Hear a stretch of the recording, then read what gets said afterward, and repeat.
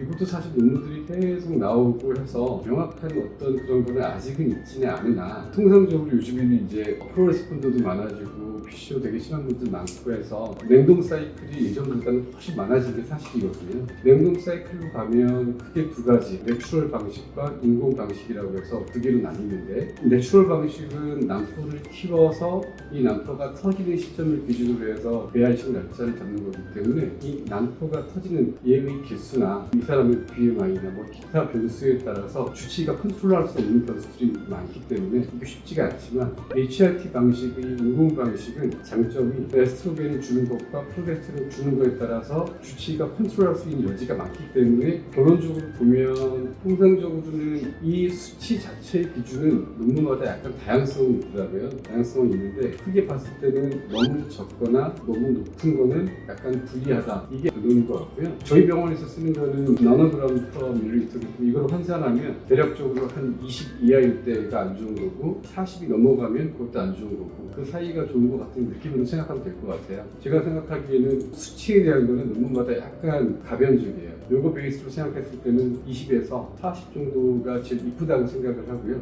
60은 약간 투머치라고 생각하는 거죠. HRT, 3ET 방식일 때만 이걸 쓸 수 있는 거고, 내추럴 방식으로 가는 거에서는 이게 해당되지 않는 거고, 가급적 거기에 맞춰주기 위해서 가감을 선택하는 것이 낫지 않을까라고 생각하는 건데, 너무 올드하신 분들은 그런 거에 조금 더 충실하게 가려고 좀 노력을 하는 편입니다.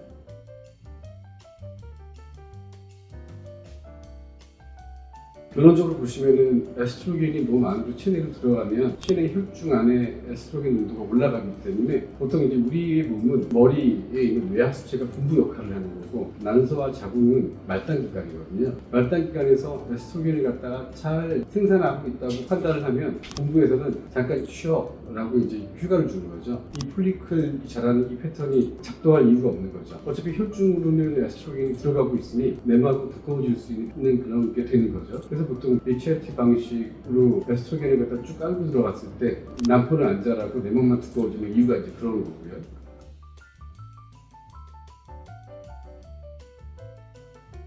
저 같은 경우는 일단은 2번 정도 유산이 되면 그때는 이제 POC라고 해서 태아 염색체 평가를 하고요. 거기서 이제 경우의 수가 여러 가지가 있겠죠. 태아 염색체 수적 이상이 나오거나 수적 이상이 안 나오거나 수적 이상이 아닌 다른 이상이 나오거나 이런 식으로 갈 텐데, 그건 이제 진단적인 의미만 얘기하는 겁니다. 그래서 POC가 정상으로 나오면 왜 2번씩이나 이상됐지? 혹시 C의 원인이 아니라 다른 착상 C 이상이 있는 거 아니냐? 라는 의심하에 반착 검사라고 알려져 있는 반복 착상 검사를 시작하는 거고요. 그리고 이제 수적 이상으로 나오면 그때는 최소한 이번 2번째 임신 실패의 원인은 이 아기 염색체 수적 이상과 관련되는 거니까 더 이상 요거에 대한 더 퍼더 스텝은 필요 없지만 PGT를 갖다가 생각할 만한 강력한 근거가 되는 거죠.